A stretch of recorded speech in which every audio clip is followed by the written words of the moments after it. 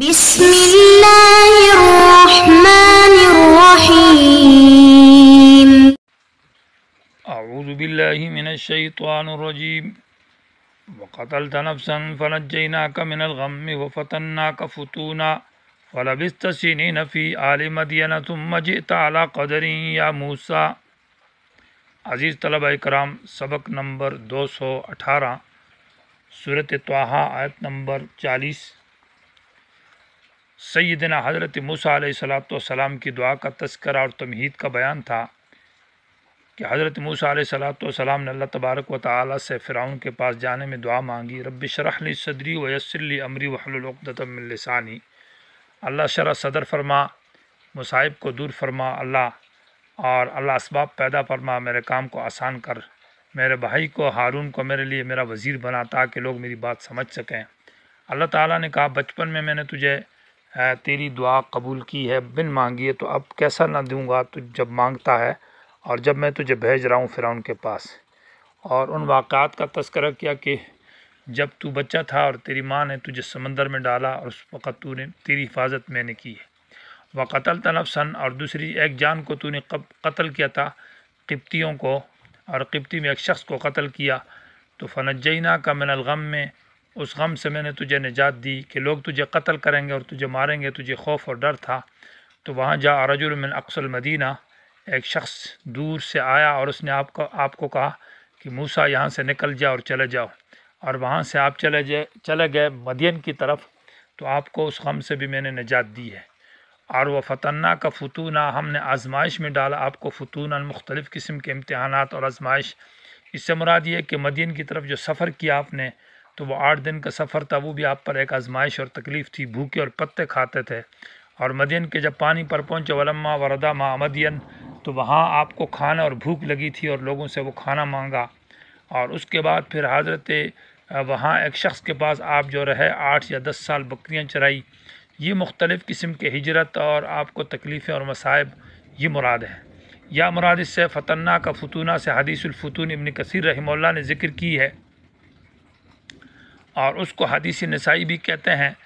جس میں یہ ہے، اس کا حاصل یہ ہے کہ جس سال فرعون لڑکوں کو قتل کرتے تھے اس سال موسیٰ علیہ السلام پیدا ہوئے، اور جس سال بچوں کو قتل نہیں کرتے تھے تو اس سال حضرت ہارون پیدا ہوئے۔ تو فتناک فتونا، ہم نے آپ پر آزمائشیں ڈالی، فتوناً مانا مضبوط آزمائشیں۔ تو مدین میں جب آپ پر مختلف مصائب راستے میں جب آئے، تو فلبثت سنین، پھر آپ ٹھہرے، سنین مانا چند سال، فی اہل مدین والوں کے اندر، ثم جئت علی قدر، پھر آپ آئے ایک خاص اندازے کے مطابق، یعنی وہ جو بکریاں چرائی 8 سال 10 سال، اور اس کے بعد اے موسیٰ واصطنعتک، میں نے چنا ہے تجھ کو، لنفسی، اپنے کام کے لیے۔ نفس سے مراد یہ ہے کہ اپنے کام یعنی نبوت کے لیے، کہ میری توحید بیان کرے اور میری عظمت جا کر ظالموں کے سامنے بیان کی جائے۔ اذهب سے درمیان میں اندماج ہے، اندماج کا معنی موسیٰ علیہ السلام قحطور سے سیدھا چلے مصر کی طرف، اور مصر میں جا کر حضرت ہارون علیہ السلام کے گھر پہنچے، وہاں 10 دی ان سے ملاقات کی۔ تو جب دونوں کو ملاقات کی تو اس وقت اللہ تبارک و تعالی نے پہلے سے حضرت ہارون کو بھی وہی بھیج کر پیغمبر بنا دیا۔ اب دونوں سے اللہ نے کہا اذهب انت واخوک، اے موسیٰ تو بھی جا، واخوک تیرا بھائی ہارون، یہ دونوں چلو، بآیاتی مانا میرے معجزات کے ساتھ، اور معجزات وہ جو عصا ہے اور ید بیضاء تھا حضرت موسیٰ علیہ السلام کا، ان معجزات کے ساتھ جاؤ، ولا تنیا فی ذکری، اور سستی نہ کرو فی ذکری، میرے یاد میں، یعنی میری توحید کے بیان میں۔ جیسے کہ آپ نے پہلے کہا تھا کئی نسبحک کثیرا، کہ ہم آپ کی تسبیح بیان کریں گے، ونذکرک کثیرا، اور آپ کو یاد کریں گے۔ تو اللہ تبارک و تعالیٰ نے کہا میری تسبیح اور میرا ذکر یہ ہے کہ ابھی جاؤ، اس میری توحید کو اور میرے ذکر کو ان لوگوں کے سامنے بیان کرو جو مجھ سے غافل ہے، جنہوں نے مجھے چھوڑا ہوا ہے، جنہوں نے دوسرے ہستیوں کو خدا بنایا ہوا ہے، جن کے پیشانی غیروں کے سامنے جھکتی ہے۔ تنیا کا معنی ہے اس میں سستی نہ کرو، معنی یہ ہے کہ مسلسل دعوت دیتے رہو۔ اذهبا، تم دونوں چلو، الی فرعون، فرعون کے پاس، انہ طغی، بڑا بے شک وہ سرکش ہے، اس نے حد سے بغاوت کی ہوئی، اللہ کی توحید اور عظمت کو چھوڑا ہوا ہے، خود مشرک اور لوگوں کو شرک اور کفر میں مبتلا کیا ہے اور ظالم بھی ہے۔ فقولا لہ، پس جاؤ تم دونوں سے کہو، قولا بات، لینا نرم، لعلہ یتذکر، تاکہ وہ سمجھ جائے دلائل سن کر، او یخشا، یا ڈر جائے من عذاب سن کر۔ قول لین کا معنی یہ ہے، تفسیر ابن کثیر رحمہ اللہ نے ذکر کیا ہے کہ قول لین کا معنی دلائل قطعیہ، بات ایسی ہو جو مدلل بدلائل کے ساتھ ہو، اس کو قول لین کہا جاتا ہے۔ اور قول لین کا یہ معنی نہیں ہے کہ بات اتنی نرم کی جائے کہ پوری بات ہی نہ کی جائے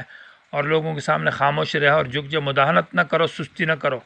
کیونکہ ولا تنیا ماقبل میں آیت کے اندر سستی نہ کرنا میرے بیان میں، معنی بیان توحید پورا کرو۔ البتہ قول لین کا معنی اس میں دلائل پیش کیے جائیں اور دلائل قطعیہ پیش کیے جائیں جو قرآن و حدیث میں دلائل ذکر ہیں۔ ہاں لہجہ نرم ہو، انداز نرم ہو، بات پوری ہو، اس کو کہتے ہیں قول لین۔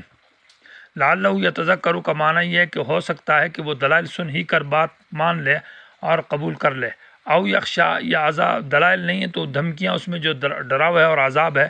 عذاب سن کر بات مان لے گا۔ قالا، دونوں نے ایک عذر پیش کیا، حضرت موسیٰ اور حضرت ہارون علیہ السلام نے۔ قالا کہنے لگے ربنا، اے ہمارے پروردگار۔ اور پھر قول لین کے اندر تفسیر ابن کثیر رحمہ اللہ نے امیہ بن سلط کے اشعار پیش کیے ہیں، اور نبی علیہ السلام نے امیہ بن سلط کے بارے میں کہا تھا کہ یہ تو کافر ہے لیکن اس کے اشعار جو ہے نا وہ مومن ہے اور ایمان والے ہیں۔ اور امیہ بن سلط کے اشعار ہے فقولا لہ هل انت سویت هذه بلا وطد، کہ کہو ان سے کہ کیا اس کائنات کو تو نے ٹھیک کیا بغیر میخوں کے زمین کو، اور فقولا لہ هل انت رفعت هذه بلا عمد، کہ ان سے کہے کہ کیا آسمان کو بغیر ستونوں کے تو نے ٹھہرایا ہے، اور فقولا لہ من یخرج الشمس بکرتاً، کہ سورج کو صبح سویرے کس نے روشن کیا ہے، اور فقولا لہ من ینبت الحب فی الثری، کہ دانے کو زمین کے اندر کس نے اگایا ہے، اور اس سورج کو شعائیں کس نے بخشی ہے۔ تو یہ مدلل بالدلائل بات ہے۔ قالا کہنے لگے دونوں ربنا، اے ہمارے پروردگار، اننا نخاف، بے شک ہم ڈرتے ہیں، ان یفرط علینا، کہ وہ ہم پر زیادتی کرے گا۔ زیادتی کا مطلب یہ کہ افراد کا معنی یہ ہے کہ بات سنے ہی نہ اور ہمیں قتل کر دے، او ان یطغی، یا سرکشی کرے گا۔ سرکشی کا یہ مطلب ہے کہ پہلے تو بات سنے اور بات سننے اور سمجھنے کے بعد پھر قتل کر دے، تو اس کو طغیٰ کہا جاتا ہے۔ افراد کا معنی ہے کہ بات سنے ہی نہ اور شروع ہی سے ہمیں قتل کر ڈالے،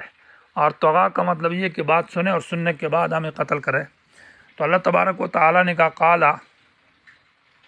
لا تخافا، نہ ڈرو، اننی معکما، میں تمہارے ساتھ ہوں، اسمع، سنتا ہوں، وارا، دیکھ رہا ہوں، میری مدد تمہارے ساتھ ہے، میں تمہارے ساتھ ہوں۔ متشابہات میں سے ہے لیکن معنی مجازی کے اعتبار میت خاصہ مراد ہے کہ میری تمہارے ساتھ مدد ہے، میں دیکھ رہا ہوں، میں سن رہا ہوں، جاؤ۔ فاتیاؤ، جاؤ دونوں، فقولا لہو، فرعون کے پاس، اور فقولا، اس سے کہو دونوں، انا رسول ربک، ہم تیرے رب کے پیغام لانے والے ہیں، اور ہم تیرے پاس پیغام توحید لے کر آئے کہ اللہ کی وحدانیت، کہ رب صرف اللہ ہے اور عبادت کا حقدار اللہ ہے، تو اپنے آپ کو رب بنایا ہوا ہے اور اپنے کو معبود بنایا ہوا، یہ بات درست نہیں ہے۔ ایک بات تو یہ پیغام توحید، دوسری بات فارسل،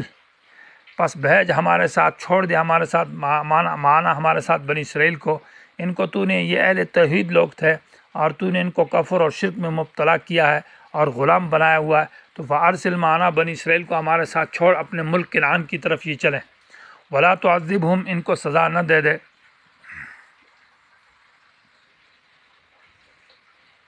قد جئناک بآیۃ من ربک والسلام علی من اتبع الہدی، یقیناً ہم آئے تیرے پاس بآیۃ، ایک معجزے کے ساتھ جو تیرے رب کی طرف سے ہے۔ یہ ہمارے معجزات جو ہے وہ عصا اور ید بیضاء وہ دکھائے، والسلام علی من اتبع الہدی، والسلام کا معنی یہ ہے کہ والسلام من العذاب،